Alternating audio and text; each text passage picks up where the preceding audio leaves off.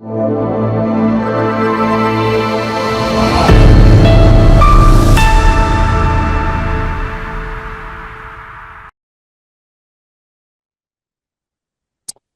frères et sœurs, soyez encore une fois de plus les bienvenus à ce culte de mardi, ce culte d'enseignement qui nous réunit chaque mardi, où nous étudions ensemble les Écritures. L'importance de l'étude des Écritures ne peut pas être surestimée.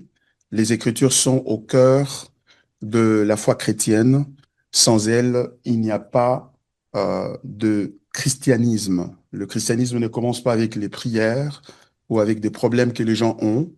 Le christianisme commence avec la révélation de Dieu et cette révélation qui a culminé, c'est-à-dire qui a atteint son point, son sommet en la personne de Jésus-Christ, le Fils de Dieu vivant, qui s'est incarné, c'est-à-dire qui a porté la chair humaine, qui est venu habiter parmi nous. Nous avons vu sa gloire comme la gloire ou celle du Fils de Dieu et il a accompli l'œuvre de la rédemption et ensuite il est Dieu le Père, son Père l'a ressuscité d'entre les morts, il est allé au ciel, il nous a envoyé le Saint-Esprit qui est avec nous et qui est en train de nous aider à comprendre Jésus. Le but du Saint-Esprit, ce n'est pas de comprendre, d'avoir des expériences sensationnelles, mais c'est de nous aider à connaître Christ. Rappelez-vous, les paroles du Seigneur lui-même qui a dit, lorsqu'il viendra, parlant du Saint-Esprit, il ne parlera pas de lui-même, mais il prendra de ce qui est à moi et vous l'annoncera. Car il vous conduira dans toute la vérité. Et la vérité, c'est la personne de Christ. Donc la vie chrétienne a pour but et fondement de connaître le Seigneur. Notre enseignement, vous l'avez remarqué, depuis le mardi dernier que nous l'avons euh, euh, amorcé. Nous avons commencé cet enseignement, cette série, sur le credo de Chalcédoine. L'enseignement est intitulé Les fondations de notre foi. Comprendre le credo de Chalcédoine. C'est vraiment à la fondation de notre foi. C'est ce credo ou cette affirmation ou cette confession de foi. Elle est vraiment à la fois au cœur de notre, à la fondation de notre foi. Alors, je vais encore retourner à ce texte très important que nous avons lu la fois dernière. J'aimerais le relire pour nous permettre d'introduire l'enseignement d'aujourd'hui. C'est dans Jean chapitre 17, hein, Jean chapitre 17, versets 1 à 3. Et ça sont les propos du Seigneur Jésus-Christ. Vous vous rappelez, donc il s'agit de sa prière dite sacerdotale, c'est-à-dire la prière qu'il présentait à son Père comme le prêtre, c'est-à-dire comme le sacrificateur qui parlait, qui priait en faveur du peuple que Dieu lui avait confié. Un peu à l'instar, à la lumière, à l'exemple de sacrificateur de l'Ancien Testament qui entrait dans le lieu très saint pour présenter à Dieu euh, le sacrifice et les prières en faveur du peuple. Jésus, dans ce texte ici, fonctionne comme le vrai sacrificateur. Et il prie à son Père. Et regardez ce qu'il dit. Le texte dit ceci à partir du verset 1er, et je vais chuter sur je vais focaliser notre attention sur le verset 3. Après avoir ainsi parlé, Jésus leva les yeux au ciel et dit, il est dit dans la prière, Père, l'heure est venue, glorifie ton Fils afin que ton Fils te glorifie. C'est là que tu lui as donné pouvoir sur toute chair, afin qu'il accorde la vie éternelle à tous ceux que tu lui as donnés. Or, la vie éternelle, qu'il doit accorder à tous ceux qui lui a donné, c'est qu'ils te connaissent toi, le seul vrai Dieu, et celui que tu as envoyé, Jésus-Christ. Voyez-vous? Jésus lui-même, notre Seigneur, définit la vie éternelle comme étant égale à la connaissance de Dieu le Père et de celui que le Père a envoyé, Jésus-Christ lui-même.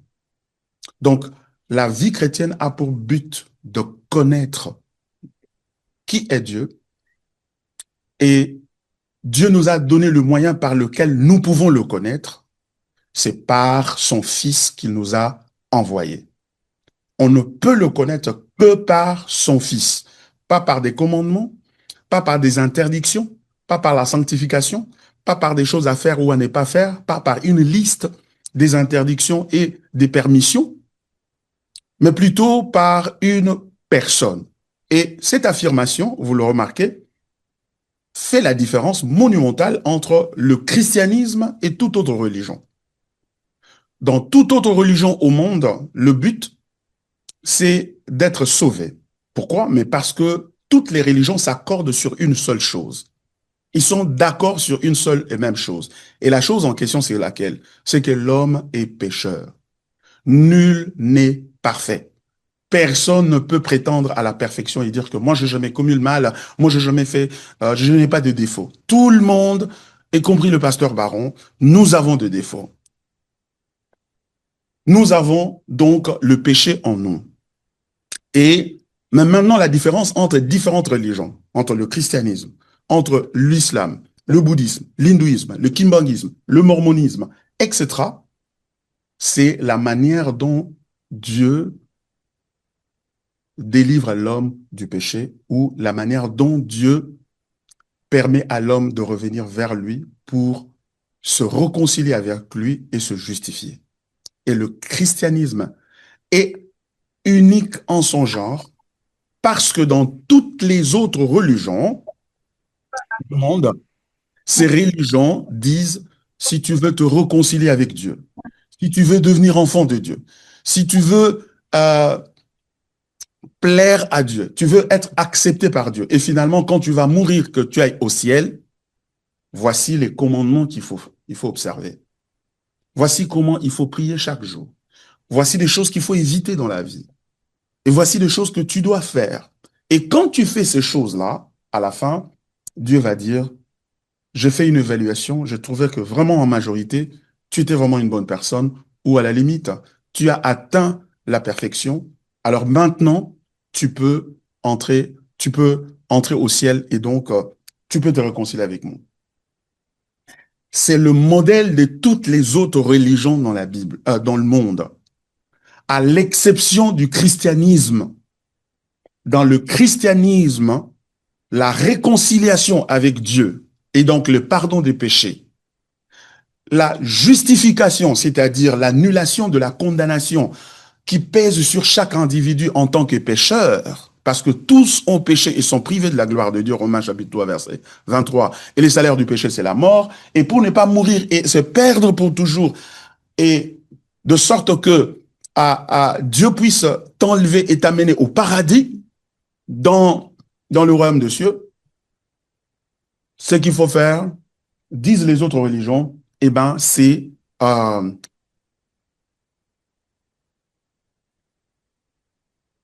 dans les autres religions, c'est qu'il faut observer les lois et les commandements de Dieu.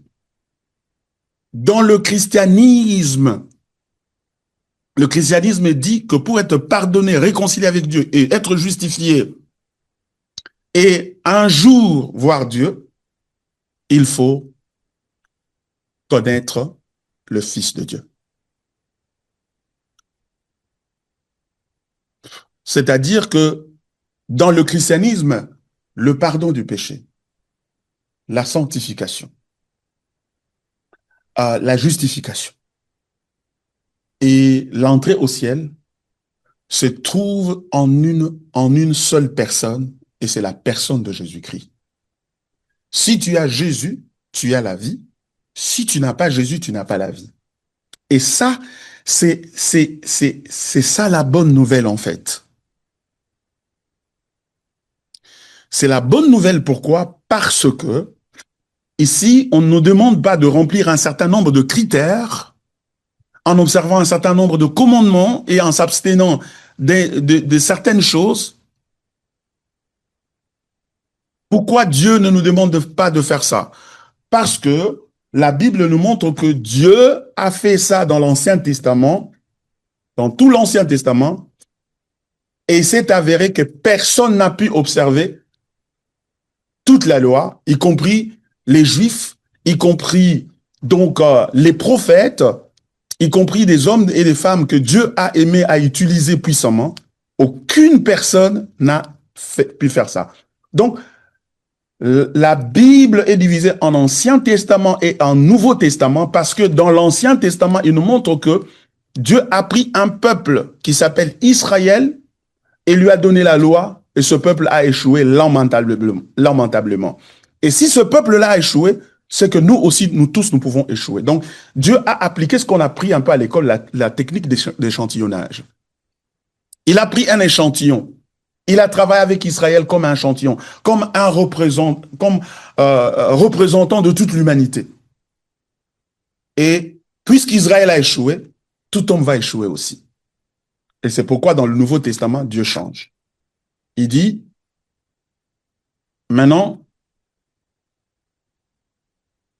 le salut n'est possible que par la connaissance de Jésus-Christ. C'est-à-dire que tout ce que vous devriez faire pour être sauvé, Dieu l'a fait en Jésus-Christ. De sorte que lorsque vous croyez en Jésus-Christ, vous parvenez au salut. Donc, par conséquent, le salut dans le christianisme repose sur la connaissance de qui est Jésus et qu'est-ce qu'il a fait. Parce que ce qu'il a fait, il l'a fait à cause de ce qu'il est. Donc, ce qu'il est le fondement du salut et le fondement du salut ici compris, non seulement comme accès au ciel, salut comme délivrance, comme libération, comme secours, ou salut comme rédemption, mais aussi salut comme participation, c'est-à-dire salut comme une invitation à devenir un enfant de Dieu. Et quand vous devenez enfant de Dieu, vous avez la vie de Dieu en vous. Et la capacité de vivre la vie de Dieu et de grandir dans cette vie-là dépend de votre connaissance de ce qu'il est. D'où, dans le christianisme, l'identité de Jésus-Christ. Qui est-il? Est fondamentale au salut et à la jouissance de ce salut. Vous vous rappelez, dans Psaume 51, c'est David qui est en train de parler, en train de confesser son péché après l'incident avec Bathsheba, la femme de Uri, son serviteur, l'un de ses généraux, qu'il avait tué juste pour s'approprier sa femme. Et David, quand il s'est rendu compte de son péché, il a prié et il a pleuré. Il a demandé pardon à Dieu. Et quand il demande pardon à Dieu, il dit quelque chose d'extrêmement important. Il dit, rends-moi la joie de ton salut. Rends-moi la joie de ton salut. Je suis sauvé. Mais à cause de ce péché, de ce mal que j'ai fait, j'ai perdu la joie. Rends-moi la joie de ton salut. C'est-à-dire la capacité, avoir le salut est une chose. En jouir en est toute une autre. C'est comme ça que même dans la vie de chrétiens que nous sommes, nous avons parfois de difficultés. Pourquoi? Parce que non pas que nous ne croyons pas que nous sommes sauvés, mais nous n'arrivons pas à jouir du salut à cause des erreurs et de beaucoup de choses qui nous arrivent, soit le péché. Tu marchais bien, tu craignais le Seigneur, tu es entré dans une relation avec quelqu'un et tu as complètement, tu es tombé, tu as fait des choses qui te culpabilisent, qui te donnent pas la paix et tu as confessé le même péché 5 ou 10 fois. Et tu n'as toujours pas de paix.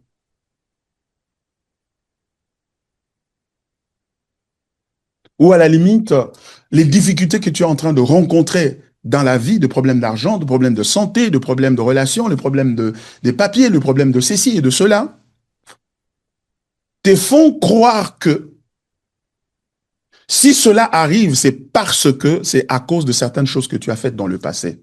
Et nous avons dans la ville, dans le pays, dans le monde, beaucoup de prédicateurs qui nous enseignent les choses de cette manière-là. Ils disent, mais si tu traverses des moments difficiles, c'est à cause de certaines choses que tu avais faites dans le passé. C'est-à-dire que même alors que tu avais cru en Jésus-Christ, tous les mal, tous les péchés que tu avais commis là avant ou que tes pères ou tes ancêtres avaient commis te poursuivent toujours et Dieu ne t'a pas totalement pardonné. Et tu dois absolument les confesser, c'est-à-dire ces mal-là, l'un après l'autre, individuellement, tu dois les identifier et les confesser étant séparés. Et tu ne sais pas vivre la vie chrétienne convenablement. Donc, si ce n'est pas le péché, mais les douleurs et les difficultés qui nous arrivent dans la vie nous empêchent de nous réjouir dans la vie éternelle, dans la vie chrétienne. Et pourtant, l'apôtre Paul dit ceci dans le livre de 2 Corinthiens. Il dit, j'aime bien la manière dont on le dit en anglais, sorrowful but yet rejoicing. Attristé, mais nous réjouissons toujours. Attristé, mais nous réjouissons toujours. C'est-à-dire qu'il y a un paradoxe, une contradiction dans la vie chrétienne. Et si vous venez à peine de commencer la vie chrétienne, ou il y a quelques années ou quelques mois que vous avez commencé, vous êtes le bienvenu dans cette vie glorieuse et merveilleuse avec Jésus. Mais s'il est une chose qui surprend quand même dans la vie chrétienne, il faut l'avouer, c'est parfois ce paradoxe, cette sorte de contradiction. Comment je suis devenu enfant de Dieu, j'ai confessé tous mes péchés, mais je traverse des moments difficiles. L'apôtre Paul, qui a fait de miracles et qui a été utilisé puissamment par Dieu, qui nous a écrit ces textes que nous avons en main aujourd'hui, enfin, 13 livres dans le Nouveau Testament, à lui seul, qu'il a écrit, il a traversé aussi de moments difficiles et il est en train de dire, attristé. Pourquoi il est attristé? Parce qu'il dit qu'il a rencontré des difficultés énormes. Sa vie était constamment en danger. On le pourchassait pour le tuer. Pourquoi? Parce qu'il était malfaiteur? Non, parce qu'il enseignait Christ. Il dit en danger sur la mer, en danger sur la terre, en danger entre les mains des païens, en danger entre les mains des Hébreux. Parfois arrêté et flagellé, jeté en prison, parfois des jours entiers sans manger ni boire, parce qu'il n'y avait pas de moyens. Mais il dit, au milieu de ça, attristé, mais me réjouissant toujours. Bien-aimé dans le Seigneur. Il y a quelque chose à laquelle j'étais en train de penser avant de venir à cet enseignement. C'est que je me disais, ah, quand je regarde aussi ma vie, je vois des hauts et des bas, des moments de joie, des moments de tristesse, des moments de joie et des moments de tristesse. Donc, ce qui veut dire qu'il y aura toujours, tant que nous resterons dans cette vie ici humaine, il y aura toujours de moments qui vont venir nous attrister. La tristesse est inhérente à la vie humaine. Vous ne pouvez pas séparer les deux. C'est collé à la vie humaine. Tu es humain, tu vas souffrir. Que tu craignes Dieu ou pas. Donc, faire de la vie chrétienne un moyen pour mettre fin à ce malheur et à ces difficultés, non seulement que ce n'est pas possible, mais c'est une rêverie alors. Et d'ailleurs, le Seigneur lui-même ne nous a pas promis ça. Il nous a promis, il a dit, vous aurez beaucoup de tribulations dans le monde. Prenez courage, j'ai vaincu le monde. Tu auras des tribulations dans ton foyer, tribulations avec les enfants, des problèmes de santé, des problèmes d'éducation, des problèmes de ceci, problèmes avec le fiancé ou la fiancée, problèmes avec les parents, problèmes avec les amis, problèmes avec ceci, cela, problèmes avec le chef, il y en aura. Mais comment tu peux faire face à cette réalité, à ce paradoxe-là? Comment tu peux aussi, comme l'apôtre Paul, dire, attristé, mais me réjouissant toujours? La solution est unique. C'est la connaissance du Seigneur Jésus-Christ. Connaître qui est le Seigneur, qui il est, Comme Paul pouvait donc dire aussi, je sais en qui j'ai cru. Le connaître, lui, ce qu'il est le seul moyen où nous pouvons avoir la joie de façon constante. Parce que dans le livre des Philippiens, il ne cesse de dire, réjouissez-vous dans le Seigneur. Encore je dis, réjouissez-vous. Donc, réjouissez-vous dans ce que le Seigneur est. Du coup, tu veux être joyeux. Ne multiplie pas les prières pour mettre fin à tes problèmes, parce qu'ils ne prendront jamais fin. Parce que même s'ils prenaient fin, il y a un problème qui arrivera et qui ne va pas te rater, qui ne va pas te louper. Ce problème-là, c'est la mort physique. Si Christ ne vient pas encore, Barambala dans 50 ans ne sera plus ici. Ça, c'est sûr. Il y a des choses que je sais, c'est certain. Je suis sûr que je ne serai pas ici. Encore 50 ans, je ne serai plus ici. Donc, si je fais de ma vie spirituelle une quête ou une élimination des problèmes, je suis en train de me séduire moi-même et je suis en train de gaspiller ma vie chrétienne. Je suis en train de passer à côté de la vie chrétienne. Ah, ça, les gens n'aiment pas entendre ça. Non, non, non, pasteur. Ce pasteur n'a pas la foi. Il n'a pas la foi. Il faut être homme de foi. Oui, j'étais aussi cet homme de foi, entre guillemets, jusqu'à ce que je compris les Écritures. Et j'ai commencé à comprendre que non, la Bible a raison quand elle dit, regardez comme sujet de joie toutes les épreuves auxquelles vous pouvez être exposés. Donc, l'absence des épreuves est un sujet de joie. La présence des épreuves doit être regardée aussi comme un sujet de joie. Pourquoi? Parce que Dieu vous fait souffrir. Dieu prend plaisir à vous voir galérer, souffrir. Même pour trouver un pain, il faut jeûner pendant 3 jours pour que Dieu donne un pain beurré. Non, il n'est pas si sadique que ça. C'est un Père d'amour. Votre Père, dit la Bible, sait de quoi vous avez besoin. Mais pourquoi il permet ça? Il le dit dans le texte. Parce que l'épreuve produit la persévérance, la patience. Mais il faut que la patience accomplisse son œuvre afin que vous soyez complet et ne manquant de rien. Jacques chapitre 1, verset 2 à 4. Alors, ce qui stabilise la foi comme ça, qui permet que tu sois capable de tenir, c'est la connaissance de qui il est.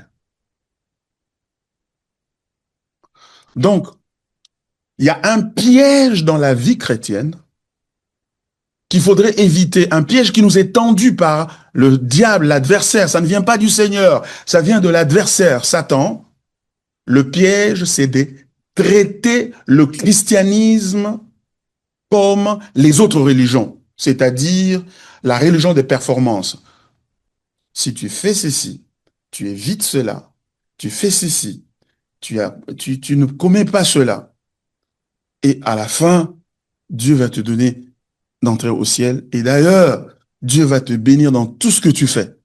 Parce que tu n'as pas volé, tu n'as pas tué, tu as plutôt aimé les autres, tu as donné ton pain à partager avec les autres, etc. Tu as observé les 10 commandements.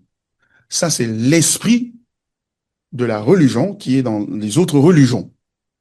Dans le christianisme, notre but et notre passion, c'est de connaître qui il est. L'évangile, la bonne nouvelle, consiste à connaître qui est Christ. C'est ce que 2 Corinthiens chapitre 4 dit. Regardez, 2 Corinthiens chapitre 4. 2 Corinthiens chapitre 4, à partir du verset 3, le texte biblique dit, si notre évangile est encore voilé, il est voilé pour ceux qui périssent, pour les incrédules dont le Dieu de ce siècle a aveuglé l'intelligence. Pourquoi? Afin qu'ils ne vissent pas briller la splendeur de l'évangile de la gloire de Christ, qui est l'image de Dieu. Notre évangile, c'est l'évangile de la gloire de la personne de Jésus. Ce n'est pas, notre évangile, ce n'est pas Voici les choses que tu dois faire. Voici les gens que tu dois éviter. Voici les prières que tu dois faire. Voici les sémences que tu dois faire. Et quand tu fais ça, tu es protégé contre Satan et tu es béni dans tout ce que tu fais. En d'autres termes, cette manière de voir la religion ou le christianisme vous évite de connaître Jésus, vous empêche de connaître Jésus. Parce que ce qui vous intéresse, ce n'est pas Jésus, ce qui vous intéresse, c'est une meilleure version de vous-même. C'est-à-dire, quand vous aurez obéi tous ces commandements, vous aurez évité tous ces avertissements, et ben, il va en résulter que vous allez être béni. Si vous étiez pauvre, vous devenez riche. Si vous étiez malade, vous recevez la guérison. Et si vous étiez perdu, le jour où vous mourrez, vous irez au ciel. Donc, au bout du compte, ce qui t'émerveille et ce que tu gagnes, c'est le développement personnel. C'est l'amélioration de ta personne et de ta condition.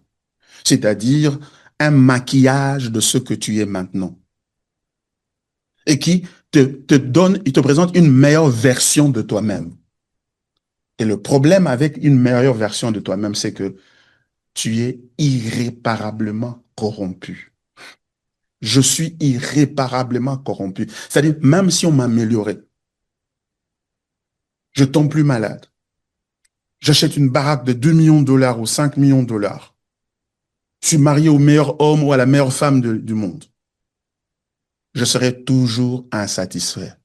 Parce que ce qui m'a satisfait, c'est pas ce que j'ajoute à ma vie. Ce qui me satisfait, c'est ce que j'enlève de ma vie. Et ce qui doit être enlevé de ma vie, ça s'appelle le péché. Et il n'y a qu'un seul moyen pour enlever ça. C'est l'évangile, la perception, la compréhension de la personne de Christ. C'est la raison pour laquelle nous sommes christocentriques ici à Pont de Grâce. Ce n'est pas que nous ne voulons pas avoir des Mercedes chacun. Ce n'est pas que nous ne voulons pas chacun avoir une belle parcelle. Ce n'est pas que nous ne voulons pas voyager, aller vivre sous d'autres cieux, dans la quiétude, dans le confort matériel. C'est pas ça. Mais nous nous sommes rendus compte que toutes ces choses-là, au lieu de nous satisfaire, vont accroître notre insatisfaction. Car nous ne serons jamais satisfaits jusqu'à ce que nous trouvions le repos pour nos âmes. Et ce repos, c'est une personne. Il a dit, venez à moi, vous tous qui êtes fatigués et chargés, et je vous donnerai du repos. Et remarquez, aucun prophète d'une autre religion n'a pu dire pareille chose et ne peut le dire. Mahomet n'a pas dit, venez à moi, je vous donnerai le repos. Il a dit, je suis un prophète de Dieu. Dieu m'a parlé. Et voici ce que Dieu m'a dit de vous dire. J'ai mis ça dans ces livres ici. Donc, il vous pointe vers un livre et vers le contenu d'un livre et vous laisse en face des choses à faire et à ne pas faire. Il vous laisse en face d'une liste. Il vous met en face d'une liste. Toute religion vous donne une liste. Mais Jésus est le seul qui a pu dire courageusement, et aucun homme n'a parlé comme cet homme, il a dit, venez à moi. Donc, venir au christianisme, c'est venir à une personne. Et la question est de savoir qui est cette personne-là. C'est ce que nous sommes en train de traiter ici, dans ces enseignements. Tu veux avoir la paix dans ta vie et voir ta vie équilibrée et ta vie tenir même devant des confusions. Même lorsque ta belle maison que tu achètes avec beaucoup d'argent prend feu, elle prend feu, tu es en train de rire. La seule chose qui peut permettre un tel comportement, c'est la connaissance de ce qu'il est, le Fils de Dieu vivant. C'est pourquoi ces credos ici que nous sommes en train d'étudier deviennent importants. Nous avons étudié le credo de Nicée et maintenant nous étudions le credo de Chalcédoine. Alors, retournons à ce credo-là. Nous avons ensemble parlé, je vous ai envoyé ces notes ici, le PowerPoint. dans le groupe de l'Église et puis dans le groupe de l'étude biblique de mercredi avec mes bien-aimés qui étudient la Bible avec moi chaque mercredi. Euh, si vous n'êtes pas dans l'un de ces groupes-là, faites-moi signe, je peux vous envoyer ça individuellement. Vous avez les notes ici pour nous permettre de suivre. Donc, euh, la première partie, nous avons divisé cet enseignement en deux parties. La première partie, c'est la personne du Christ selon Chalcédoine. Chalcédoine, c'est une ville où il s'est tenu une réunion importante. Et cette réunion était au sujet d'une situation qui avait fait irruption ou qui s'était manifestée dans l'Église. Cette situation, c'est que l'un des leaders des églises avait donné une définition de la personne de Jésus qui a provoqué un tollé de protestation, c'est-à-dire des murmures et de contestations, et les gens doutaient si ce qu'il avait dit au sujet de Jésus était bon.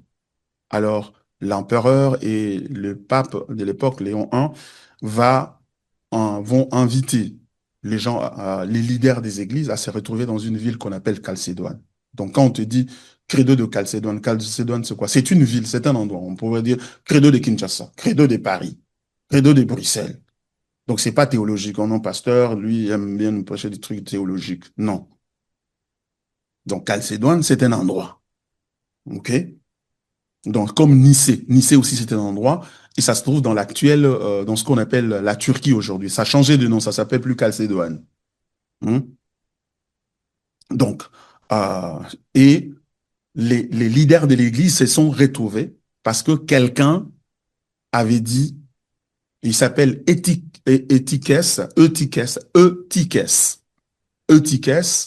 un prêtre, un moine avait enseigné que Jésus, dans Jésus, il n'y a que la personne divine.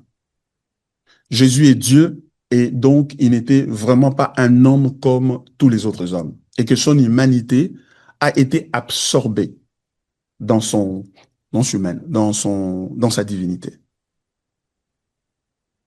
En lingala, je dirais, Eutychès ateaki que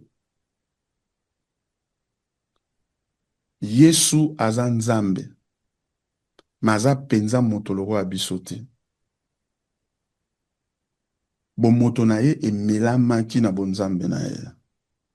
Eza lokola bazwi sukali basopi na mai basali mai ya sukali. Sukali wana ntango basopi yango na kati ya mai elimwe. Ekoti na kati ya mai. Soko otali mai oomona su sukali te. Ozomona kaka mai. C'est ce qu'il a dit. Donc, Jésus est Dieu. Son humanité a été absorbée. Donc, il n'était vraiment pas humain comme nous. Il n'y avait qu'une seule personne. Donc, du coup, en lui, c'est la personne divine. Et ce qu'il a dit là est très important pour nous. Pourquoi? Parce que si Jésus avait son humanité absorbée totalement dans sa divinité, donc il n'est pas vraiment un homme comme nous. Et s'il n'est pas comme nous, cela pose un problème dans sa capacité à se substituer à nous, c'est-à-dire à prendre notre place. Nous disons que nous sommes sauvés comment? Nous ne sommes pas sauvés en observant les commandements. Tosanzambe, tika moibi, tika lokuta, arrête ceci, arrête de faire cela, et commence plutôt à prier plus fort et sanctifie-toi. Comme ça, tu ne vas pas rater l'enlèvement, etc. Et tu vas être béni, le diable ne va pas te toucher. Non, nous sommes sauvés par un mécanisme qu'on appelle la substitution pénale. C'est-à-dire que le châtiment ou la pénalité ou le jugement qui nous revenait, qui devait s'abattre sur nous, Jésus a pris ça. Et il ne peut prendre ça que s'il est homme comme nous. C'est-à-dire, pour prendre notre place, il doit être totalement homme. Or, ce gars ici qui s'appelle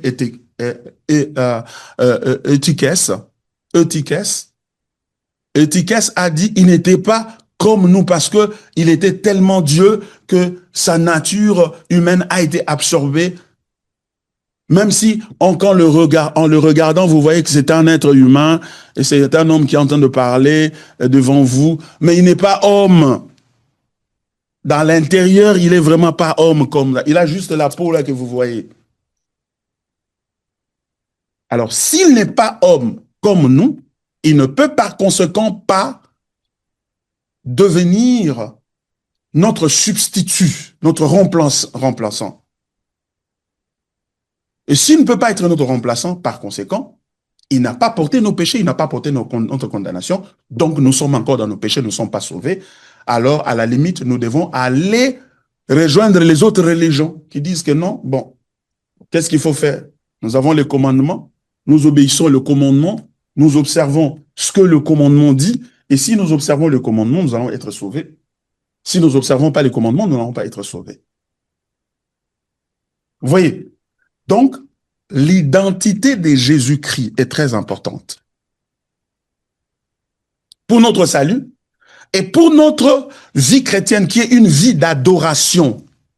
Une vie d'adoration. Jésus a dit dans Jean chapitre 4, verset 23 et 4, « L'heure vient et elle est déjà venue où les vrais adorateurs adoreront le Père en esprit et en vérité. » Donc Jésus n'est pas venu seulement chercher les gens qui vont entrer au ciel. Mais qui, une fois entrés au ciel, qu'est-ce qu'ils vont faire? Ils vont adorer. Donc la vie du ciel, c'est la vie d'adoration. Et cette vie du ciel ne commence pas quand on arrive au ciel, ça commence déjà à partir d'ici. Une vie d'adoration. Or, adorer veut dire ce qu'il est. Observez ce qu'il est. Regardez, le texte dit ceci dans 2 Corinthiens chapitre 4. La Bible dit, verset 3, que nous avions lu, et 4. Si notre évangile est encore voilé, il est voilé pour ceux qui périssent, pour les incrédules dont le Dieu de ce siècle a aveuglé l'intelligence afin qu'ils ne visent pas briller la splendeur de l'évangile de la gloire de Christ. Afin qu'ils ne visent pas, afin qu'ils ne soient pas en mesure de voir, quoi? La splendeur de l'évangile de la gloire de Christ. Il y a l'évangile, cet évangile parle de la gloire de Christ, et la gloire est tellement rayonnante et d'une splendeur sur la face de Christ, que quand vous regardez Christ, vous voyez la gloire, et vous êtes ébloui par la beauté et la magnificence de cette gloire-là, et vous adorez, vous admirez. Et ce que vous adorez, c'est ce qui vous transforme. Ce que vous adorez, ce que vous contemplez, c'est ce qui vous transforme. C'est ce qui est dit précédemment au chapitre 3 du même livre de Corinthiens, chapitre 3, versets 17 et 18. Le texte dit ceci. Or, le Seigneur, c'est l'Esprit, et là où est l'Esprit du Seigneur, là est la liberté. Nous sommes libres. Et verset 18 dit ceci. Nous tous qui, le visage découvert, faisons quoi? Contemplons comme dans un miroir. Nous contemplons. Nous ne sommes pas en face des lois. Ne bois pas, ne mange pas, ne porte pas le pantalon, ne fais pas ceci. Non, nous ne sommes pas en face de ça. Nous sommes en face d'une personne. Nous contemplons comme dans un miroir. C'est-à-dire nous voyons l'image avec une clarté, comme la clarté d'un miroir, la définition d'un miroir, voulais-je dire. Contemplons comme dans un miroir la gloire du Seigneur. Ce que nous contemplons, ce que nous voyons, ce n'est pas notre lendemain, ce n'est pas notre destinée, ce n'est pas une meilleure version de nous-mêmes. Ce n'est pas moi marié avec beaucoup d'enfants ou devenant papi ou pépé ou mémé. Non, ce que je vois Christ, je vois sa gloire, et écoutez ce qui se passe. Et il dit, nous contemplons comme dans un miroir la gloire du Seigneur, virgule, nous sommes transformés en la même image. Ce que nous voyons là, ce que nous contemplons, puisque nous l'adorons, il s'ensuit que nous sommes transformés en la même image de gloire en gloire. Donc, par conséquent, la transformation ou la sanctification dans la vie chrétienne, la capacité de dire non à la pornographie, la capacité de dire non à l'envie, à la haine, au manque de pardon, aux insultes, au retard à l'église, toujours en retard, mais toujours à l'heure au travail. Parce que là-bas, c'est l'argent. Ce qui veut tout simplement dire que je valorise l'argent plus que le culte à Dieu, plus que l'œuvre de Dieu. Alors la capacité de vaincre ça, ce ne sont pas des prières, mais c'est la révélation ou la perception, la contemplation de la gloire du Seigneur. Par conséquent, ce credo ici devient extrêmement important. Parce que la séduction que nous avons aujourd'hui à l'Église, c'est de faire de Jésus seulement comme un tremplin vers les choses que nous désirons et nous adorons. C'est pourquoi nous sommes dans la dépression. Pasteur, je ne comprends pas ces jours-ci, j'ai des maux de tête, je sais si, je sais. Pourquoi tu es déprimé? Et cette dépression vient quoi? Vient d'où? Parce que ce que tu as désiré, tu as voulu, après toutes ces années, après tous ces efforts, tu ne l'as pas eu. Mais si nous avons désiré Christ, nous avons désiré le Seigneur, on nous apprend que le Saint-Esprit est venu juste pour ça. Il ne nous a pas envoyé un ange pour nous aider à connaître Christ. Il nous a envoyé le Saint-Esprit. Donc, toute la divinité de Dieu est au service de la révélation de qui est Jésus. Le Père nous pointe vers Jésus, le Saint-Esprit nous pointe vers Jésus et Jésus nous pointe vers Jésus. D'où nous devons connaître le Seigneur. Donc, la spiritualité, un chrétien spirituel ne se mesure pas par rapport à l'accumulation de témoignages. Moi, je suis vraiment sûr que Jésus, j'aime le Seigneur et le Seigneur est avec moi. J'ai vu la main de Dieu, j'ai des témoignages. Vous savez comment je suis arrivé en France, comment je suis arrivé aux États-Unis, comment je suis arrivé à Sekebanza, comment je suis arrivé en Gandajika, comment je suis devenu ministre, comment je suis marié, comment je suis... Ces choses-là, même les païens peuvent les avoir sans Jésus.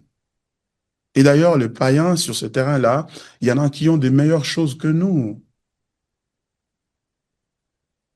Mais ce qui témoigne de notre spiritualité, c'est notre connaissance du Seigneur. Et notamment, comment la divinité et l'humanité de Jésus se sont rencontrées. Et comment ils se sont mis ensemble. C'est ça l'objet du credo de Chalcédoine ou du concile de Chalcédoine. Concile, c'est la réunion là qu'ils ont eue. Credo, c'est quoi? C'est la décision qu'ils ont sortie de cette réunion-là. C'est ça le credo. Credo, c'est quoi? C'est une confession de foi. Credere, en latin, qui veut dire « je crois ». Je crois. Voilà. C'est de cela que nous sommes en train de parler. Je me force à faire ça pour vous montrer la pertinence de ces choses. De sorte que quand tu es à la maison, tu ouvres ton téléphone, tu es en train de lire le credo de Chalcédoine. Et tu es à genoux avec le credo de Chalcédoine entre tes mains en train de prier. Voilà. Ça doit nous amener jusque-là. Tu te lèves un bon matin, tu as le credo de Nicée. Tu le lis et tu pries. Tu lis et tu pries et tu confesses ça. Et tu dis, Seigneur, laisse cette vérité pénétrer mon cœur et transformer mon être. Tu vas sortir le matin, les gens vont t'énerver, tu seras calme. Tu vas rencontrer de mauvaises décisions. Oh non, on te chasse du boulot. Tu es calme. Pourquoi? Credo de Nicée. Voilà. Alors, nous avons parlé donc de la définition et du contenu de cela. Nous avons parlé des 4 négations cruciales, notamment sans confusion, c'est-à-dire les deux natures, comment les deux natures se combinent, la nature divine et la nature humaine se combinent en Jésus, et c'est sans confusion. Les deux natures ne se mélangent pas. Deuxièmement, aucune nature n'est altérée, c'est-à-dire il n'est pas moins homme ou moins Dieu. Il est totalement Dieu, totalement homme. Les deux natures sont ensemble. Et c'est sans division. Christ n'est pas deux personnes. Il n'y a pas deux personnes en lui. Parfois, c'est Jésus qui parle, c'est le Christ qui parle. Parfois, c'est l'homme qui parle.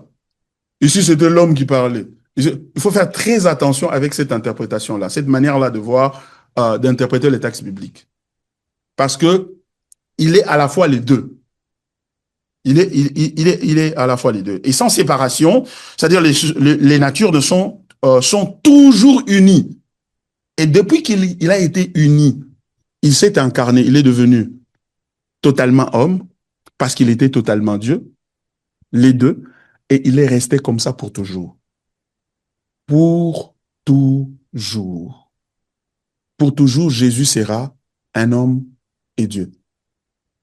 Ce qui veut dire quoi? C'est que si Jésus est ressuscité en tant qu'homme, il est monté au ciel, il est à la droite du Père, c'est-à-dire qu'au moment où nous sommes en train de parler ici, il y a un homme dans la divinité. Quelle assurance! C'est ça l'assurance que, oui, nous reviendrons aussi à la vie et nous irons là où il est, parce que Dieu, pour la toute première fois, a autorisé qu'un être humain entre dans sa divinité, dans sa substance, dans son être. Donc, un homme n'est pas dans la maison de Dieu. Non. C'est pas qu'un homme est entré au ciel. Non, c'est pas ça. Un homme est entré dans la constitution de Dieu. Nakata bonzambe, bomoto et koti. Ce qui veut dire que moto wana aza na bomu ya seko o aza na kati na bonzambe. Pe elinge lo baboye. Voici la beauté de cette bonne nouvelle. Écoutez, elingo lo baboye. Omoni nzamba avant akela lo la pena sepe biloko nyonso pa akela mwana na moto. Na se na moi. Yambo eta sala yango azalaki ka ye moko azaki tata mwana pe molimo santo. Nda zwi likanisi mukolo moko ya kolobete na kela moto. Ma avant kela ye akeli biloko ye mona naka na oye mona naka te na oye mona naka. Na ba angelu pe ba kela maki. E ba kela maki po ete nzamba azaki na posa na kati ya motema na ye ya kolakisa oyo ye nzambe azali. Kolakisa ete aza mosikoli, aza mobikisi, ako limbisa masumu. Pe akoki kokufa kokaba bomoi na ye pona bato oyo alingi. Nzambe akokisi yango tango Yesu Masiya akomi mwana na moto pe akene kulusu akufi pona biso. Et pe mukana nzambe lobete Yesu oyo asekwi amati na likolo akozonga pona koya kozwa biso pe tango akoya akosukisa mokili. C'est-à-dire il va donner le jugement dernier. Et tant que ça le jugement dernier wana, quand Dieu va prononcer le jugement dernier, il va clôturer l'histoire du monde. Écoutez la beauté de l'évangile et la beauté de savoir la combinaison de la personne de Jésus, de sa nature humaine et la nature divine est celle-ci, mes frères. Le jour où je pensais à ça, je faillis éclater. J'ai failli exploser. C'était trop fort, c'était plus fort que moi. Ça veut dire quoi? Ça veut dire qu'un jour, parce que Dieu avait pris l'option ou l'initiative de créer tout ce qui se voit et ce qui se voit point, et y compris l'être humain, un jour aussi, il peut aussi décider de dire ce que j'avais créé, je vais le décréer. C'est-à-dire, oh, ngana kelaki na go limwisango. Po ete avant na kelango ezalaki te. Pognon ce qu'il a maki na maloba na ye, na liloba na ye. Et nous, le mukomusu pa kozo makanisa lobete. Non, à partir à l'élo, na tiki makamwana biloko nyonso na kelaki, elle est limwa, et au limwa. Soka lobi bongo ezane loko moko eko limwa te. Ezali nini. Eza bomoto oye koti na kati na bonzambe na ye, kati na Yesu Christ. Si Dieu renonce aujourd'hui à la création, il va désactiver toute la création à la faire disparaître. Il y a une chose qui ne disparaîtra pas, c'est la nature humaine de Jésus-Christ. Et à cause de ça, nous qui sommes sauvés par l'union avec Jésus, et donc nous sommes sauvés, non pas par les commandements que nous observons, ou des choses que nous n'observons pas, nous sommes sauvés plutôt par une personne, par le fait que Dieu nous a pris et nous a unis avec la personne de Jésus. Et en cette qualité, nous sommes Nous avons intégré l'être de Dieu. Nous avons intégré l'être de Dieu sans devenir Dieu nous-mêmes. Et ainsi, même si Dieu pouvait décréer, nous qui sommes ses élus, nous vivrons pour toujours. C'est pourquoi la vie que Dieu nous a donnée, c'est la vie éternelle. Cette vie est éternelle à cause du fait qu'elle est attachée à la personne de Christ qui a accepté d'assumer la nature humaine. Et donc, la préservation de la nature humaine en Jésus-Christ, c'est la préservation de notre salut et de notre identité, non seulement temporaire, mais notre identité éternelle. Vous voyez ce que nous voulons dire par là? Donc, koyeba ete Yesu aza nzambe, pe aza na bo moto kati na aza moto penda ya pire penda de comme net barombala. Aza mutu, mais kati na ye lisumu ezwama kite. Parce que pour ozala mutu, il faut pas uzalaka mosumuki. Pourquoi? Mais parce que Adam azalaki mutu avant asumuka. Avant asumuka. Donc, ce qui veut dire que bon moto wana o ezali kati na Kristo, kati na Yesu Kristo, eza sécurité ya vie na biso, pe sécurité ya approbation na biso na Nzambe. C'est pourquoi toko kondima mate ya balien te. C'est pourquoi toko kondima ba mate ya wana te. Oh non, pasteur, vous comprenez des ans de la réalité, il y a des réalités, hein. Au moins, moi, bana basi nyonso babala raté. Au bas mi bali nyonso morota salaka. Eh ben, écoutez, c'est pas comme ça que nous nous définissons. Nous nous définissons par rapport à Christ. Et donc, son identité devient importante. Et le credo de Chalcédoine devient extrêmement important pour nous. Contexte historique. Ce sont des choses trop complexes. Alors, je m'emploie à vraiment à descendre un peu plus bas pour nous prendre, nous tous, et pour que nous embarquer. Si ces choses ici ne t'excitent pas, si ces choses ici ne te remplissent pas de joie, tu n'es pas un enfant de Dieu. Toi, tu veux seulement les prophètes là qui disent, ah, je vois des choses ici et je vois celui qui est à la base de ton malheur, etc. Non. Celui qui est à la base de mon malheur, je le connais. C'est Dieu. Et il m'a pardonné, il m'a accepté par Jésus-Christ. Donc, je n'ai plus de malheur.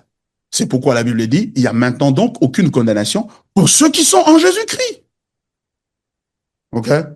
Alors, le contexte historique, qu'est-ce qui a conduit à ce credo? D'abord, les causes lointaines. Nous avons les hérésies christologiques antérieures et la tension entre écoles théologiques. C'est-à-dire, ici, les hérésies christologiques antérieures, l'arianisme. Hein, nous avons parlé de l'arianisme dans le credo de Nicée avec Arius, qui a affirmé que Christ n'est pas pleinement Dieu. Et ça a été condamné à Nicée en 325. L'apollinarisme. Ces ismes ici viennent de noms de gens. Apollinaire, par exemple. Hein, Apollinaire, et qui a dit Christ n'a pas d'âme humaine. Ça a été condamné à Constantinople, c'est-à-dire à Chalcédoine, plutôt en Constantinople, dans la deuxième version de Nicée, du credo de Nicée, on en a parlé. Hein. Apollinaire a dit que Christ, bon, il est physiquement homme, mais l'âme humaine comme un être humain qui a une âme, non, il n'a pas ça. Et ça, c'est un problème. Nous disons non. Et le docétisme, c'est que Christ n'avait qu'une apparence humaine. Il y a une autre doctrine qui est sortie qui s'appelle le docétisme, qui vient, le mot docétisme vient du grec dokeo, dokeo qui dit c'est le verbe sembler. Il semblait. C'est-à-dire que ces gens-là disaient, Christ semblait être humain, mais en réalité n'était pas humain. Il était comme un homme, mais en fait, il n'était pas vraiment un homme. C'est pourquoi celui qui était mort à la croix, ce n'était pas le Christ. C'était l'esprit de Christ l'avait quitté avant qu'il ne meure. Donc, il a cessé d'être Dieu, homme, avant qu'il ne meure. Remarquez que toutes les falsifications ici convergent sur l'identité de Jésus-Christ. C'est-à-dire, makamyo so satana luka sala, ali yandeka abebisa et monele na biso ya Yesu. Ndeto monele. Parce qu'il y a que soto moni ndenga zate. Moyen tozo a bénéfice, ya makambo ya memele biso ezate. C'est ça. Donc, à préférer ton dimaye sumoro à ça la biso ba miracle, la pambola biso à ça la biso ba bien, et finalement, mokolo nansuka mokili toko dans la lola. Il veut que nous croyions en ce Jésus-là. Ça, c'est un faux Jésus. Ce n'est pas le vrai Jésus. Et nous devons refuser ça. Il faut boya Yesouana. Alors, nous sommes à la découverte du vrai Christ que la Bible enseigne. Pourquoi? Parce que notre salut et la capacité de jouir de notre salut, même en termes de sanctification, et donc aussi de faire face au monde dans lequel nous vivons, dépend de notre connaissance de l'identité de Jésus, et cette connaissance doit être alignée avec les Écritures. Cette connaissance doit être conforme aux Écritures. Donc, il y avait des tensions. Donc, avant le concile de Chalcédoine, il y avait beaucoup de tensions et beaucoup de différences, beaucoup de doctrines. Alors, c'est ainsi que l'empereur et le pape, à l'époque, ont décidé de convoquer tous les pasteurs et tous les leaders des églises à travers l'Empire romain pour qu'on se retrouve et qu'on arrête cette confusion, qu'on se mette d'accord sur ce que la Bible enseigne au sujet de la personne de Jésus-Christ. Voilà ce que nous voulons dire par là. Ça, ce sont les causes lointaines. Mais les causes immédiates sont les suivantes. C'était la controverse d'Étiquès. Donc, ce qui veut dire que ce que Étiquès avait dit était influencé par ce qui avait été dit avant lui, par Arius, par Apollinaire, par les docétiques. Alors, la controverse d'Étiquès. Étiquès, moine de Constantinople, était un moine enseignant que Christ avait une seule nature après l'incarnation. Quand Christ est devenu homme, c'est-à-dire quand il est né de Marie, il a grandi, il n'avait qu'une seule nature. La nature qu'il avait, c'était la nature divine. Il n'était pas un homme comme tous les autres hommes. Alors nous devons faire très attention quand nous disons Jésus était un homme pas comme les autres hommes. Nous devons faire très attention parce que ce que nous voulons dire en fait, c'est qu'il était, comment dirais-je, spécial. Il n'était pas pécheur, mais de par sa constitution, son anthropologie, c'est-à-dire sa constitution d'être, il était un humain comme les autres, mais il n'y avait pas de péché en lui. Pourquoi? Mais parce qu'il ne faudrait pas être pécheur pour être homme. Parce que Adam et Ève étaient hommes, étaient humains avant qu'ils ne commettent le péché. Ils étaient parfaits. Voilà. Donc la nature humaine étant absorbée par la divine comme une goutte de miel dans l'océan. Voilà. Comme une goutte de miel, on met dans l'océan. Alors, même si on te promet des millions, on dit va retrouver ces miels-là qu'on a jetés, la goutte de miel qu'on a jetée dans l'océan. Tu ne vas pas retrouver ça. Même si on dit si tu retrouves ça, on va te donner 500 milliards de dollars. Tu ne retrouveras pas ça parce que ça sera perdu dedans. Vous voyez? Donc, c'est comme ça que lui concevait l'humanité de Jésus. Et nous disons, c'est pas bien. Et nous allons voir encore très clairement que c'est dangereux si vous dites ça. Parce que notre salut et notre capacité de vivre pour Dieu en dépend. Sinon, nous allons devenir comme les autres, les musulmans, les mormons, les kimbangis et les autres qui, pour être sauvés, ils doivent observer des choses. Mais nous disons que par l'observation des commandements et par l'amélioration de notre état de pécheur, nous ne pouvons jamais plaire à Dieu, nous ne pouvons jamais nous réconcilier avec Dieu, donc Dieu ne nous acceptera pas. C'est pourquoi Dieu a eu pitié de nous, il nous a donné une bonne nouvelle et il a dit, écoutez, vous allez, si vous croyez en ce Fils, vous êtes sauvés. Nous croyons en lui, pourquoi? Mais parce qu'il est comme nous. Sans être comme nous, c'est-à-dire dans le péché. Il est comme nous dans la nature humaine, totalement humain, mais différent de nous par sa nature spirituelle. Deuxièmement, le brigandage d'Éphèse. Il y avait un synode manipulé qui approuva l'hérésie d'Étiquès, Eutychès, provoquant une crise dans l'Église. Donc avant le concile, là, il y avait un autre concile qui était organisé dans la ville d'Éphèse. Et dans cette ville d'Éphèse, là, on a manipulé et on a proclamé que ce que Étiquès avait dit était vrai. Que Jésus avait seulement la nature divine, la nature humaine était diluée en lui. Alors quand les autres ont appris ça, ils disent non, non, non, non, non, nous devons répondre à ça. Parce que ça, c'est dangereux. Et pourquoi c'est dangereux? Parce que si Christ n'est pas ce qu'il est, ce que les Écritures disent qu'il est, il n'y a pas d'église, il n'y a pas de salut, il n'y a pas de vie avec Dieu. C'est important, tout le monde arrête tout pour aller. Mais remarquez qu'aujourd'hui, dans l'église, le diable a réussi à faire quoi? À banaliser la doctrine, à rendre ça puéril, à rendre ça enfantin, à rendre ça inutile, à rendre ça un accessoire. C'est-à-dire, ça compte vraiment pas, mais pourvu que vous disiez au nom de Jésus, pourvu que vous terminez seulement votre prière au nom de Jésus ou que vous receviez Jésus comme Seigneur et Sauveur. La doctrine, c'est pas important. D'ailleurs, la doctrine divise les gens. La doctrine, vous risquez de ne plus prier ensemble si vous suivez la doctrine. Ça, c'est la ruse du diable. C'est pourquoi nous avons de plus en plus de prophètes et des pasteurs qui s'élèvent. On dit, ce pasteur-là, lui, n'est pas fort dans la parole de Dieu. Il est fort dans les services. Il est fort dans les prières. Il est fort dans les prophétiques. C'est comme ça que Dieu l'utilise. Dieu n'utilise personne qui n'est pas fort dans les Écritures. Et être fort dans les Écritures, c'est être à mesure de découvrir ce que les Écritures disent au sujet de la personne de Jésus. C'est ça, être fort dans les Écritures.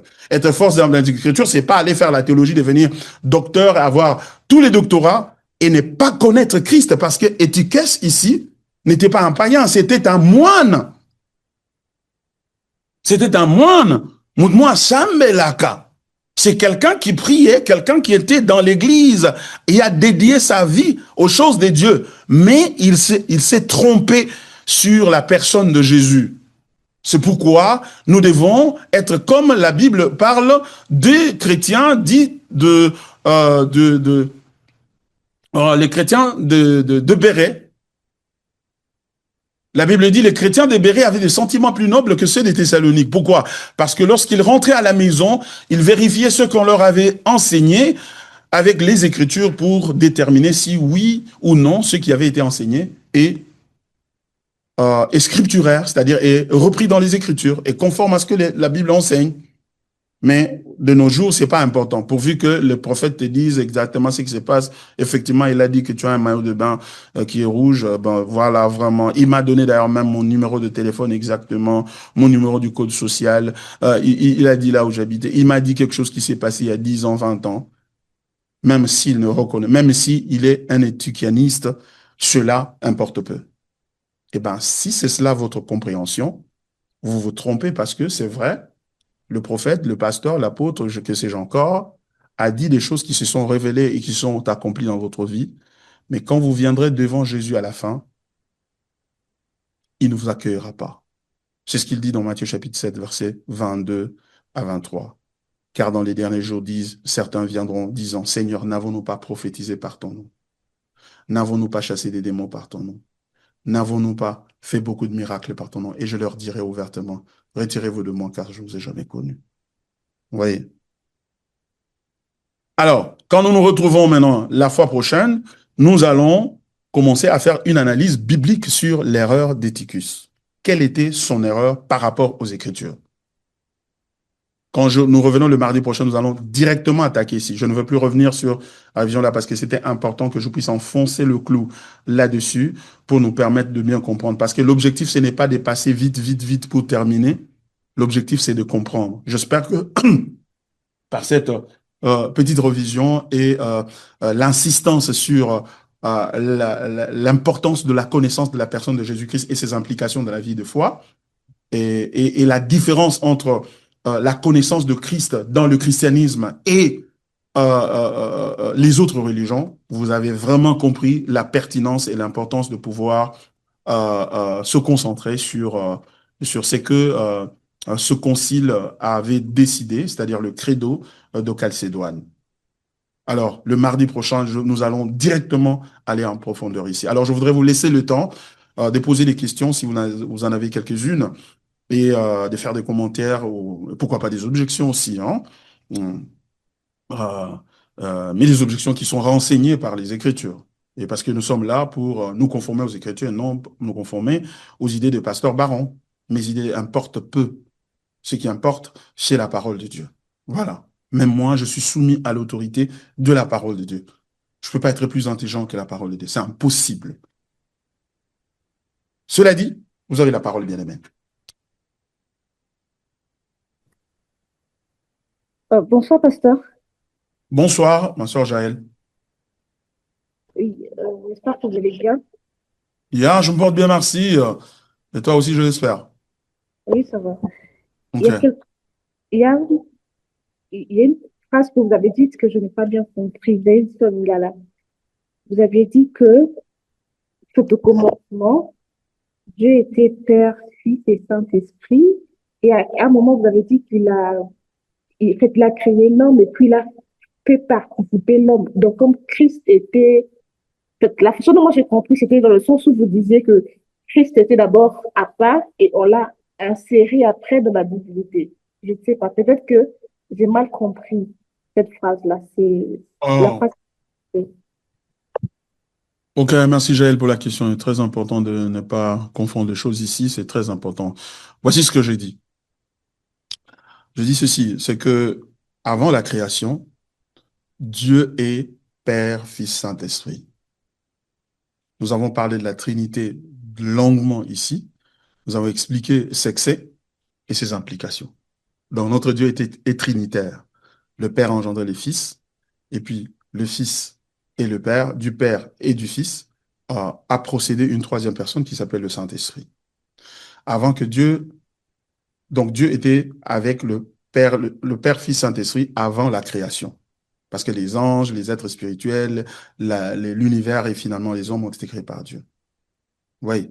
Alors, maintenant, quand Dieu a créé, les hommes, il les a placés dans le jardin, ils ont commis le péché, et maintenant Dieu va commencer à dérouler le plan de rédemption. Et dans son plan de rédemption, il avait arrangé ce que lui-même vienne par son Fils pour venir sauver l'homme.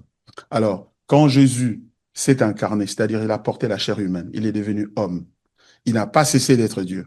Il a gardé sa divinité, il a ajouté à la divinité l'humanité, donc du coup, il est devenu, disons-le de façon un peu statistique, 100% homme, 100% Dieu, bien que je vais revenir sur cette expression-là après. Il est devenu 100% Dieu, 100% homme. Maintenant, quand Jésus est ressuscité, quand il est rentré au ciel, il ne s'est pas débarrassé de l'humanité.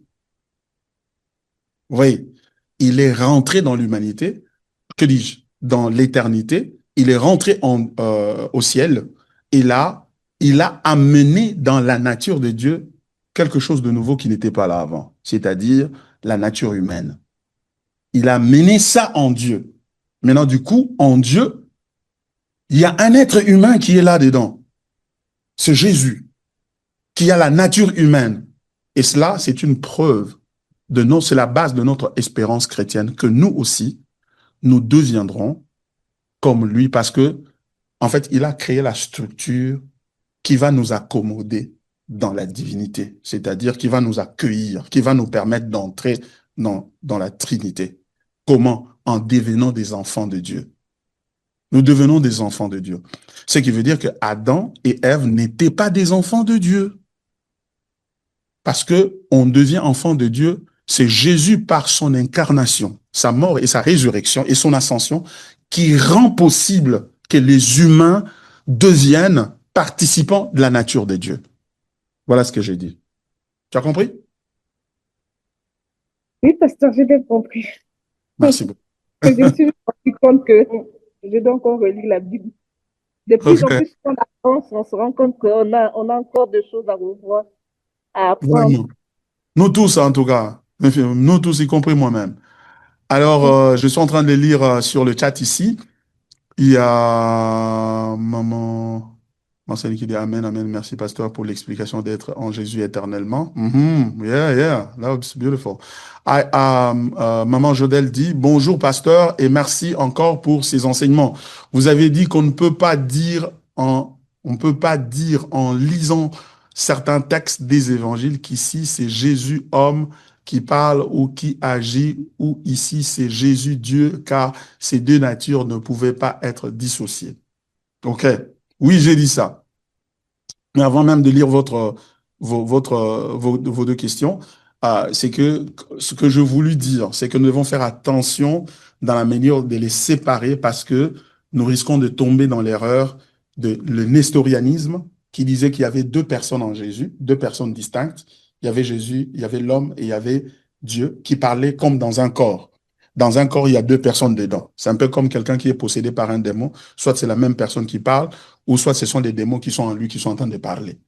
Vous voyez? Donc, et cette doctrine-là a été condamnée. En Jésus, il n'y a pas cette séparation-là qui crée double personne. C'est une seule personne, mais il y a deux natures en lui, mais qui sont certes séparées, qui ne se mélangent pas et ne se confondent pas. Voilà. Alors, nous devons faire attention. Mais cependant, voilà, laissez-moi lire vos deux questions. Cependant, j'ai deux questions qui me sont venues. Si les deux personnes ne peuvent être dissociées, pourquoi le diable a-t-il tenté Dieu dans le désert alors que Dieu ne peut pas être tenté? Ouais, ne peut pas être tenté. Comme l'a dit Jacques. Oh, maman Jodel vraiment connaît la Bible. Je me rappelle vous avoir déjà posé cette question et vous aviez dit qu'au désert, c'était l'homme Jésus qui était tenté et pas Dieu, sauf si j'avais mal compris. Voilà. Deuxième question. Pourquoi Jésus lui-même dit ces deux phrases dans deux situations différentes? Quand le jeune homme riche vient à lui et lui dit, bon, Maître, Jésus lui dit, pourquoi m'appelles-tu bon?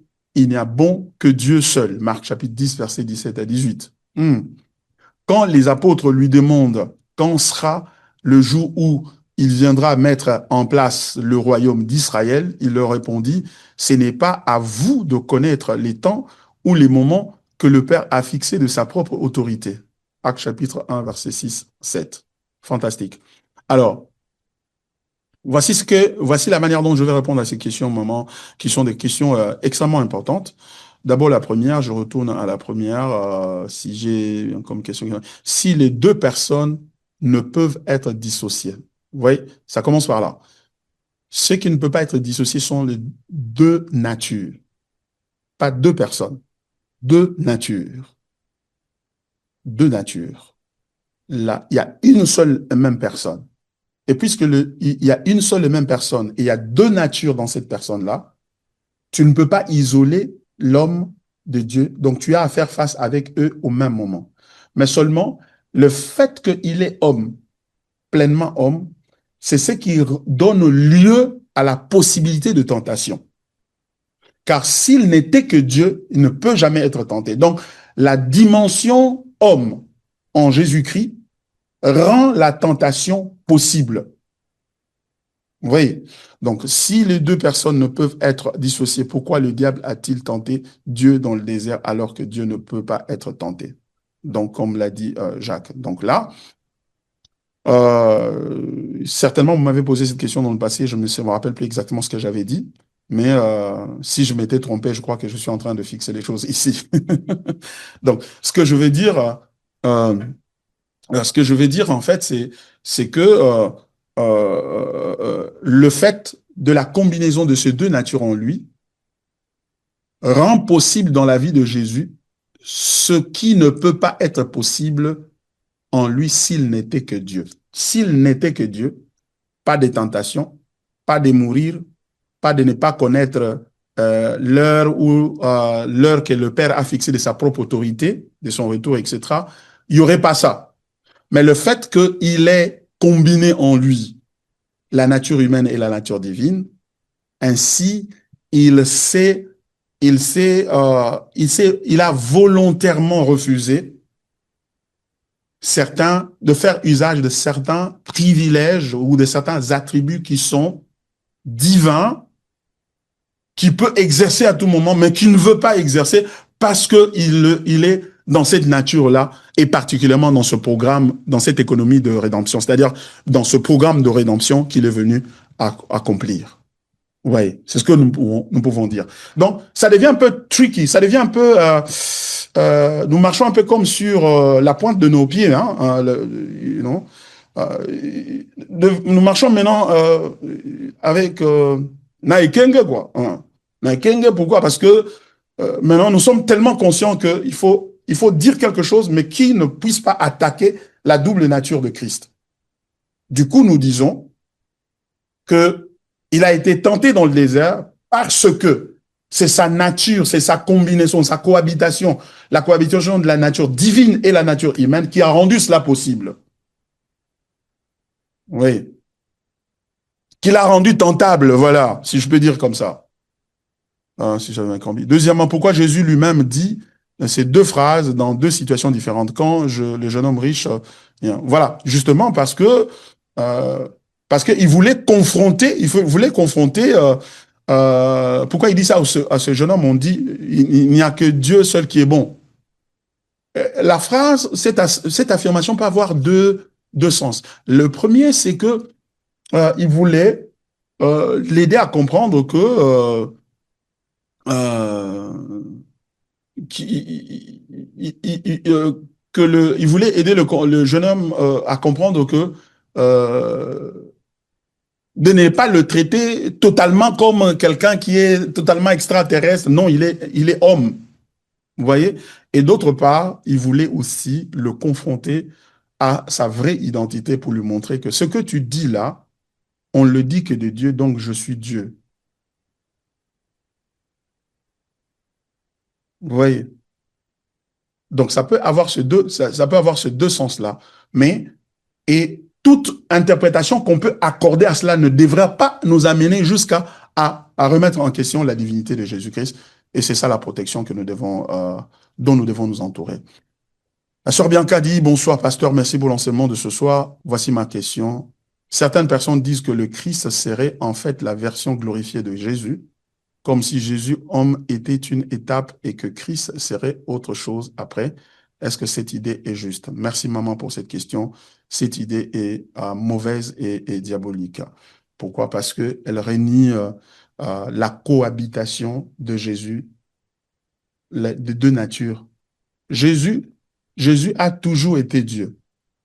Quand il est né, c'est Dieu qui s'est incarné. Ce n'est pas un homme spécial qui est né et à un moment donné, la divinité l'a rejoint. C'est ce que certaines personnes ont enseigné, et notamment le prophète Tatou à Kinshasa, qui enseigne que Jésus n'est pas Christ et Christ n'est pas Jésus. C'est le nestorianisme, finalement. Donc, c'est une hérésie qui a été condamnée dans l'histoire de l'Église, comme nous l'apprenons ici. Donc, Jésus était une étape. Christ était une étape et qu'il est devenu. Et les docétistes vont plus loin pour dire, mais puisque c'était une étape, avant sa mort, cette étape l'a quitté. Cette nature-là l'a quitté. Pourquoi? Parce que Dieu ne peut pas mourir. Il était Dieu, Dieu ne peut pas mourir. Et ils vont plus loin pour dire que Dieu ne peut pas habiter dans le matériel parce que le matériel est impur. Le spirituel est pur, le matériel est impur, et donc Dieu ne peut pas cohabiter dans le matériel. Donc, il ne peut pas devenir homme. Oui, donc il a semblé être homme, mais en réalité, il n'était pas homme. Oui, donc c'est ça, cette idée-là est dangereuse et elle est vraiment mauvaise. OK? Bonjour, pasteur, dit le frère Israël. Christ était totalement homme, mais n'avait pas de péché en lui. OK? N'est-ce pas un critère qui peut nous pousser à faire objection de son humanité, car ce qui caractérise notre humanité, c'est aussi notre nature pécheresse? Non, l'humanité n'est pas définie par le péché. Pourquoi? Parce que Adam était homme avant de pécher. Adam et Ève, ils étaient hommes. La Bible dit que Dieu créa l'homme à son image et à sa ressemblance. Dieu n'a pas créé un semi-homme qui est devenu homme en péchant. Non, Dieu a créé l'homme parfait, juste, et lui a dit, ne mangez pas de souffle, car le jour où vous en mangerez, vous mourrez. Donc, le péché ne fait pas de nous hommes. Le péché, d'ailleurs, diminue notre humanité.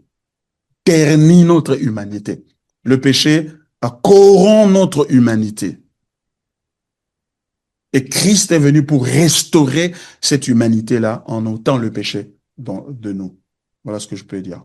Deuxièmement, cette posture ne lui facilite-t-il pas la tâche et ainsi donne sens à cette théorie discutée à Chalcédoine?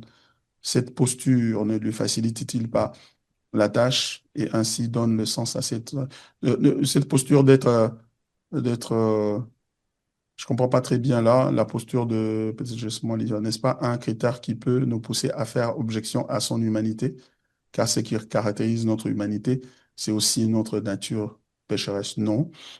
J'ai réfuté ça, donc par conséquent, euh, l'inférence que tu fais, c'est-à-dire cette posture ne lui facilite-t-il pas la tâche et donne un sens à cette théorie discutée à Chalcédoine? Non. Euh, que Jésus n'était vraiment pas homme parce qu'il n'avait pas de péché. Voilà, je comprends ce qu'Israël veut dire. Parce que ce qui fait l'homme, c'est le fait qu'il est pécheur. Or, Jésus n'était pas pécheur. Donc, par conséquent, Étiquette avait raison. C'est qu'il n'était pas comme nous. Il n'avait pas notre humanité. Non, c'est pas ça. Jésus avait pleinement notre humanité parce que pour être homme, il ne faut pas être pécheur. Voilà. Et d'ailleurs, c'est le fait qu'il était sans péché qui le qualifie à nous remplacer à la place des autres hommes et de porter notre péché parce qu'il n'en avait aucun qu'il avait commis pour lui-même. Vous voyez, hein? Donc c'est ça. Merci pour les questions. Une très bonne question que le frère a posée. Quel est le sens de homme sans la nature? Sans la nature pécheresse ou sans quelle nature? Israël.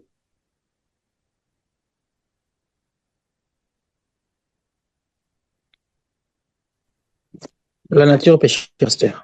Pécheresse, hein?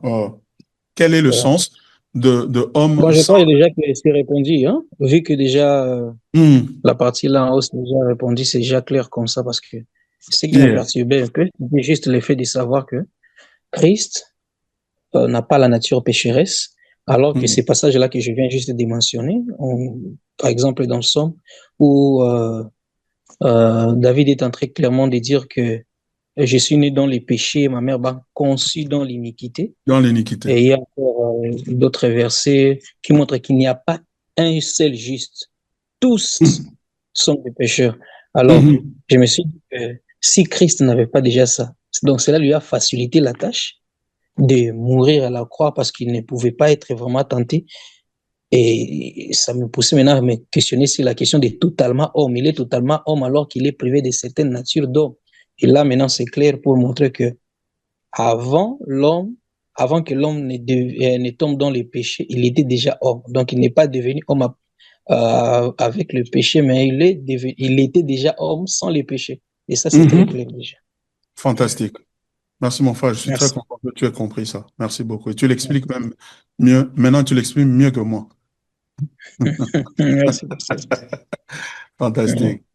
Israël, toi, tu dois devenir un enseignant des mardis ici, en tout cas. Tu as la grâce d'enseigner. Je ne l'ai constaté pas seulement aujourd'hui. Yeah. Alors, maman Marceline qui dit, j'aimerais savoir si le plan de rédemption a été conçu après Pasteur, le... dans la salle, il y a des questions. Oui, je vais venir à vous. Pas de souci. Je vais venir à vous. Nous avons encore 5 minutes, je reviens vite. J'aimerais savoir si le plan de rédemption a été conçu après le péché ou avant le péché. Si c'est avant le péché, alors peut-on dire que c'est Dieu qui a créé le péché pour accomplir le plan de rédemption? La réponse, maman, c'est que le plan de rédemption a été conçu avant le péché. C'est-à-dire, Éphésiens chapitre 1, verset 3 à 6. Béni soit Dieu, le Père de notre Seigneur Jésus-Christ, qui nous a bénis de toutes sortes de bénédictions spirituelles dans les lieux célestes. 4. En lui, Dieu nous a élus avant la fondation pour que nous soyons saints et irrépréhensibles devant lui. Nous, verset 5, nous ayant prédestinés dans son amour à être ses enfants d'adoption par Jésus-Christ, selon le bon plaisir de sa volonté. Verset 6, à la louange de la gloire de sa grâce qui nous a accordé en son bien-aimé. Vous voyez, donc très clairement, ce texte parle de la rédemption avant la fondation du monde. Et Romains chapitre 8 reprend encore la même réalité lorsqu'il dit au verset 29, car ceux qu'il a connus d'avance, Il les a prédestinés à être ses enfants d'adoption par Jésus-Christ, afin que son fils fût le premier-né entre plusieurs frères. Donc, c'était conçu avant. Maintenant, l'inférence que tu amènes, c'est-à-dire la conséquence que tu amènes, donc alors si c'était conçu avant, donc ça veut dire que Dieu avait planifié, Dieu a créé le péché pour accomplir le plan de rédemption. Nous disons non, il n'a pas créé le péché parce que créer le péché, donc lui serait responsable du péché. Non, Dieu n'est pas le responsable du péché. L'homme est responsable de son péché. C'est pourquoi Dieu lui avait prévenu, avait dit le jour où tu mangeras de ce fruit, là tu mourras. Donc l'homme c'est Dieu qui, dans sa préscience, dans sa capacité de connaître les choses avant et de les planifier à l'avance. Dieu n'a pas lu le futur, il a créé le futur, il a décrété le futur. Il a dit que je veux faire connaître ma grâce, à la louange de la gloire de sa grâce, qui nous a accordé en son bien-aimé. Je vais faire connaître ma grâce, mais pour faire connaître ma grâce, je vais créer le monde, et dans ce monde-là, je vais permettre que le péché vienne dans le monde. Il a décrété que le péché vienne, mais le péché n'est pas venu par lui. Comment ça? C'est un mystère.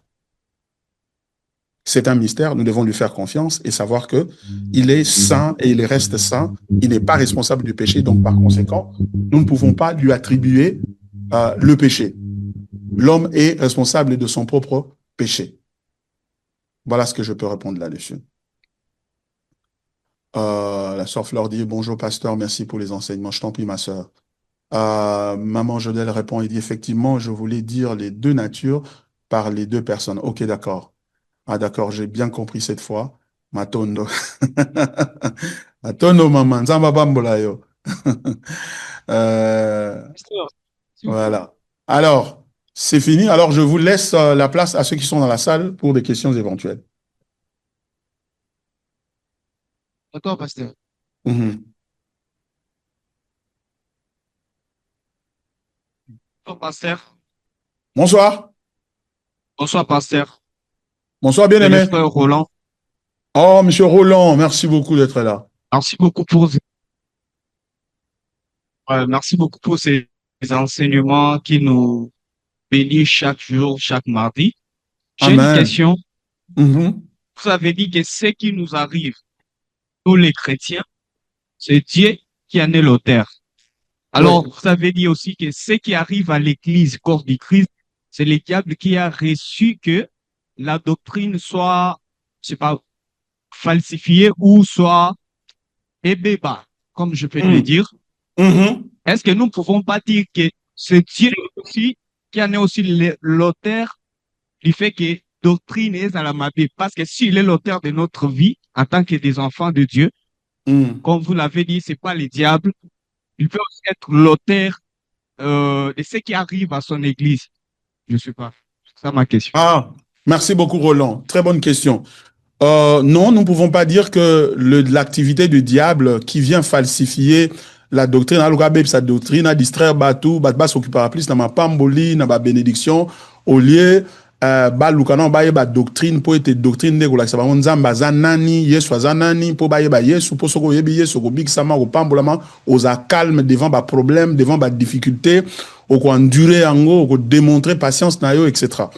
Donc, les actions du diable,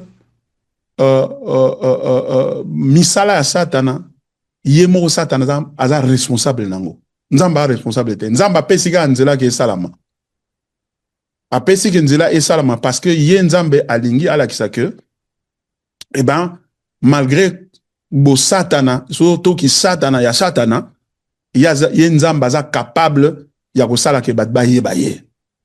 Donc apesi nzela esalama mais nzambe te mutu azali auteur nango parce que soto loba auteur elingo loba ke yende mutu asali yango, yende mutu atindiki bato basala bongo, nzambe atindiki mutu moko te asumuka, nzambe atie nzela malamu, nzela bomoi mpe nzela kufa liboso ya mwana moto, alobi ete pona nzela bomoi mpo bika. Alors yango wana il faut mutu na mutu aza responsable na mabe azosala. Ngai mondimi naza responsable na mabe na sali yango na nzamba senga na tubela na yambola na zonge pa na ya. Donc mais so na sa mabe na responsable na mabe nanga, satana na responsable na mabe na ye, mais nzambe nde a permettre soki apesi nzela eya parce que na nzela nango ya kokumisa kombo na ya komilakisa me ye nde aza kolo nango te muna muta komema mabe na ye satana mpe akosambisama mpona mabe oyo asali. Voilà ce que je peux dire là-dessus.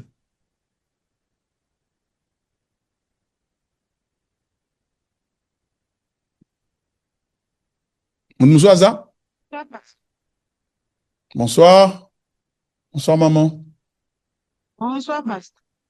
Bonsoir De maman. la part de maman Lucie. Ah maman Lucie, yambi maman Question Lucie, c'est- s'appelle Nengoye.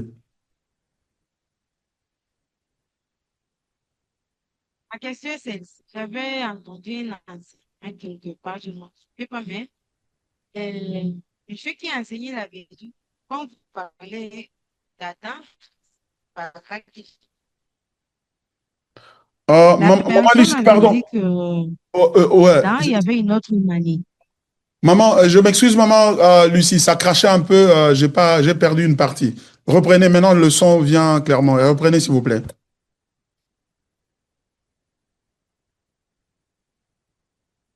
Le pasteur qui a enseigné, il disait qu'avant Adam dans Quel le jardin pasteur? d'Éden, il y avait une autre humanité qui avait péché contre le pasteur Agoma. Je ne me souviens pas de son nom. Il y avait Ah, une ok. autre humanité qui avait péché contre Dieu. Et Adam, il était l'unique personne qui n'avait pas encore péché. Et Dieu l'avait pris comme missionnaire. Il avait écarté de ce monde-là pour le jardin d'Éden. Toutes les femmes étaient déjà pécheresse. Alors, il avait suggéré qu'il devrait prendre Ève aux côtes d'Adam pour ne pas amener la femme pécheresse au jardin d'Éden. Comme il y avait cette nature pécheresse des gens dans l'humanité ancienne, le diable encore a percé pour aller au jardin d'Éden et conduire Adam dans les péchés pour les séduire et pour qu'on puisse être chassé et être ramené dans l'ancien monde là. Donc, il voulait expliquer que le monde ici que nous sommes en train de vivre, c'est un monde qui existait déjà avant Adam et Adam avait rencontré ce monde qu'il avait écarté pour le jardin d'Éden. Et c'est par là, quand ils ont péché, on les avait ramenés dans le même monde de ces péchés de l'ancien temps. Alors, je voudrais savoir la personne là réellement, il avait raison, ou bien Adam était le début de l'humanité. Ok. Merci. Merci, maman.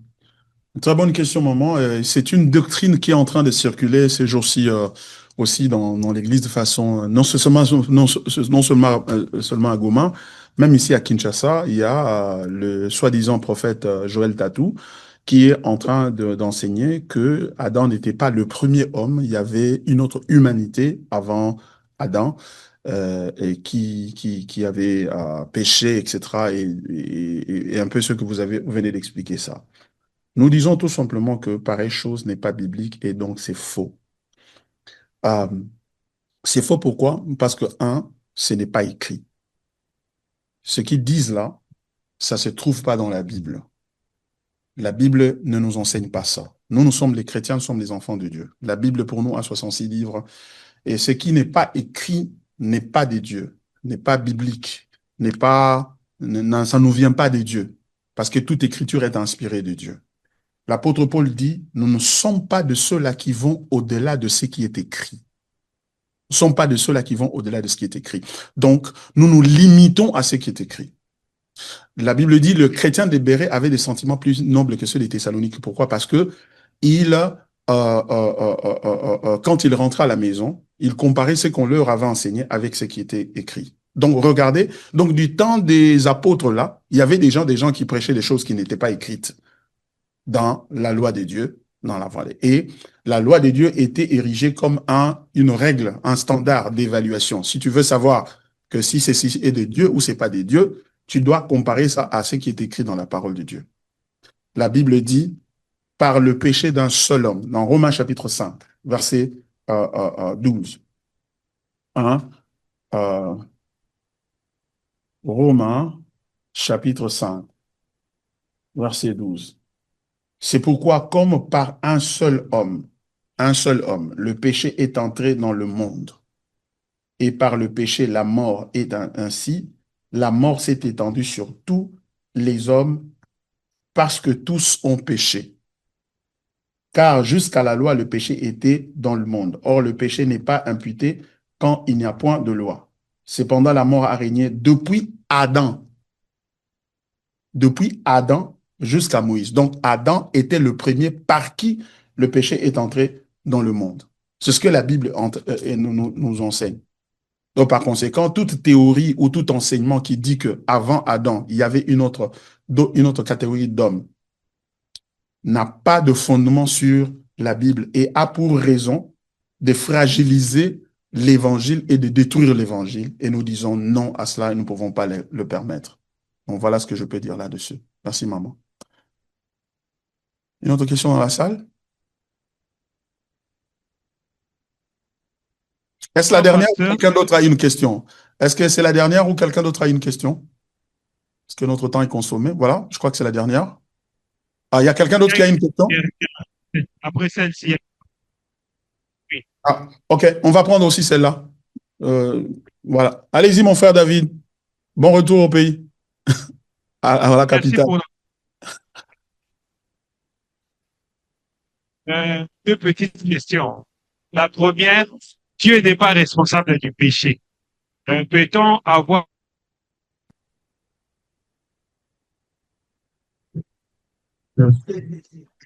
Ça s'est coupé, hein?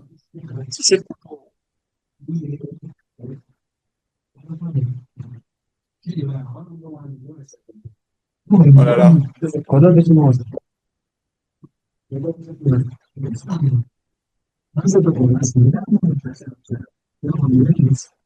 Ça crache. Votre connexion là-bas n'est pas bonne. Et on a perdu les images maintenant. On n'écoute rien non plus. Que passe ça?